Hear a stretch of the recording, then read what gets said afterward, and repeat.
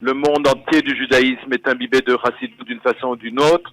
C'est intéressant là l'expression que vous soulignez tout à l'heure, le nouvel an de la Chassidut, puisque en vérité la Chassidut existait avant l'Admour HaZaken.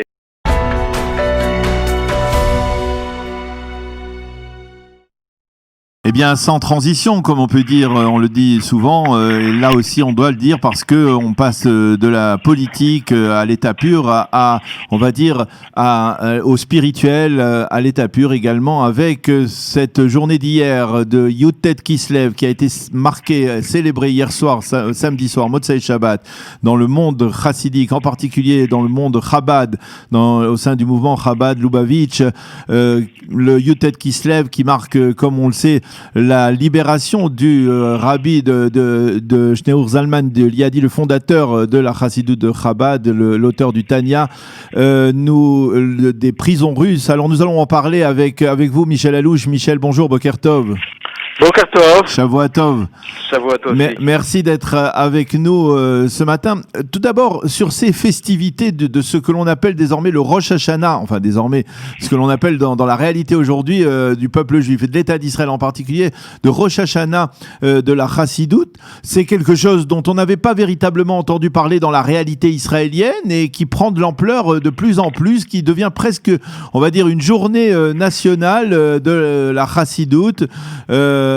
Comment vous expliquez cet engouement pour cette date du Yud-Tet Kislev? Écoutez, je pense que effectivement la Chassidut a pris une ampleur bien au-delà des disputes qu'il y avait au départ entre ce qu'on appelle les Mitnagdim et les Chassidim, mais pratiquement le monde entier du judaïsme est imbibé de Chassidut d'une façon ou d'une autre. C'est intéressant là l'expression que vous soulignez tout à l'heure, le nouvel an de la Chassidut, puisque en vérité la Chassidut existait avant l'Admour HaZaken. Et on a un petit peu le même phénomène à propos de Rosh Hashanah. Rosh Hashanah, ce n'est pas la création du monde, le monde a existé avant Rosh Hashanah. Rosh Hashanah, c'est la date de la création de l'homme. Et par conséquent, on peut dire qu'effectivement, Yud-Tet Kislev, c'est vraiment le point de départ qui était donné à la diffusion de la Chassidut. Et dans le monde où nous vivons aujourd'hui, un monde très médiatisé, alors effectivement, la possibilité de diffuser à grande échelle est là. Et malgré le corona d'ailleurs, tout s'est fait hier par Zoom. Et il faut bien dire aussi que chaque année, il y a ce qu'on appelle la foire des livres de la Chassidut, qui a aussi une ampleur énorme en Israël. Et des gens de tous les milieux viennent acquérir des tas de livres, de pensées sur la Chassidut. Mais c'est une journée qui est plus marquée et plus marquante dans la Chassidut Chabad. Ça voudrait dire que d'une certaine manière, la Chassidut Chabad a réussi à réunir, à assembler les autres cours chassidiques, ou alors finalement, on va dire, c'est justement simplement une sorte de protocole. Pour le protocole, on dit que c'est la Chassidut, mais en fait, c'est un anniversaire qui est surtout marqué dans le monde Chabad. Alors, pour cela, il faut revenir aux événements du 19 Kislev. Et effectivement, comme vous le soulignez, il y a une dimension historique, et tout simplement la libération de l'Admour HaZaken, l'auteur du Tanya, le fondateur de la Chassidut Chabad. Mais justement, la Chassidut regarde un petit peu plus loin et regarde la dimension profonde des événements. Et il s'agit de dire ici qu'en vérité, il y avait un véritable procès qui était fait contre la Chassidut.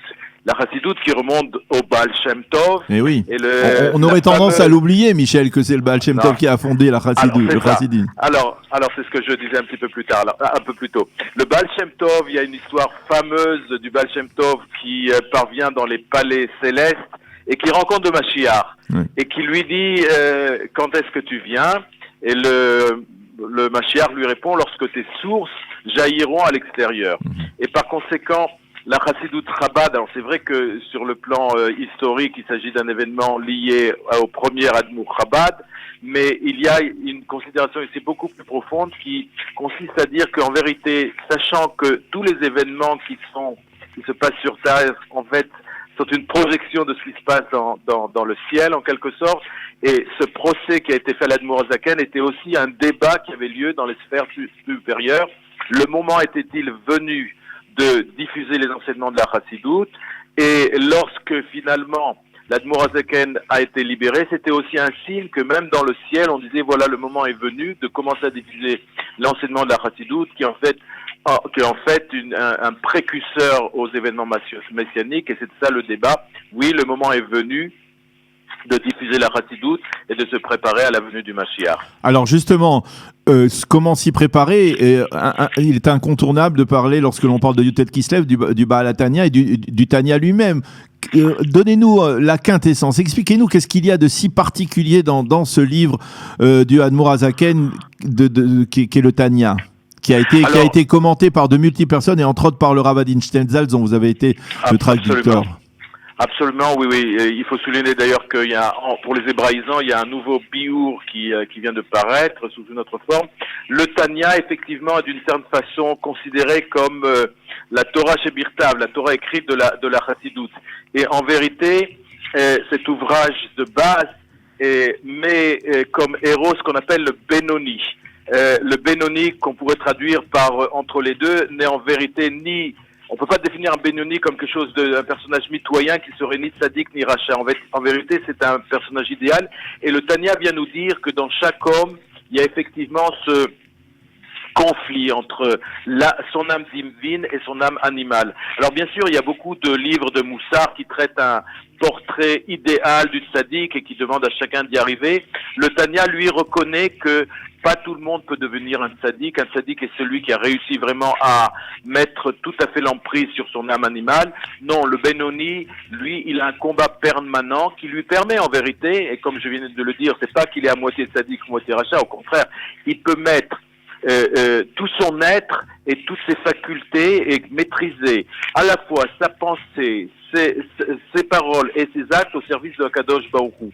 Et on pourrait dire en vérité que quelque part la Chassidoute qui se base beaucoup sur cette idée de En Od Milvado, il n'y a pas d'autre existence en dehors de Dieu, elle met en vérité, c'est pas qu'il y a la Chassidoute et le judaïsme, elle voit le judaïsme partout, elle voit que tout peut être mis au service du divin, et vous savez, dans la halakha, il y a en vérité trois domaines. Il y a le domaine du permis, il y a le domaine de l'interdit, et puis il y a le domaine qui est ni l'un ni l'autre, qui est facultatif, etc. Or, dans la Chassidoute, on ne prévoit que deux domaines, ou celui de la Kdusha, ou celui du Sitra Achra. C'est-à-dire que tout ce qu'on fait dans la vie, y compris dans les activités profanes, peuvent être mis au service du divin. Et encore une fois, tout ce qu'on fait peut rapprocher effectivement la venue du Mashiach. C'est tout à fait ici une approche absolue qui consiste à dire que tout ce que je fais, y compris les activités, même quand j'étudie la Torah ou que je suis au travail, cela est permis de c'est peut-être encore plus vrai en Israël. Si vous avez parlé du Rav Steinsaltz, vous pouvez me permettre de citer une anecdote qui va dans ce sens d'ailleurs. Très rapidement, oui, je me souviens simplement lui avoir signalé que je travaillais beaucoup plus en Israël. Il avait dit qu'effectivement en Israël, le fait même de travailler, d'être au service du peuple juif, est aussi une mitzvah, de la même façon que manger le Shabbat est une mitzvah. En gros. Mais voilà, essayer de dresser, c'est effectivement un sujet très vaste. Et il est bien entendu. En tout cas, merci beaucoup Michel Alouche de nous avoir donné un aperçu de cette célébration chassidique, on peut le dire, de Rosh Hashanah, la Chassidoute de Yutet Kislev, l'anniversaire de la libération du Admor HaZaken des prisons russes. Merci beaucoup Michel Alouche d'avoir été avec nous. Shavua Tov. Shavua Tov.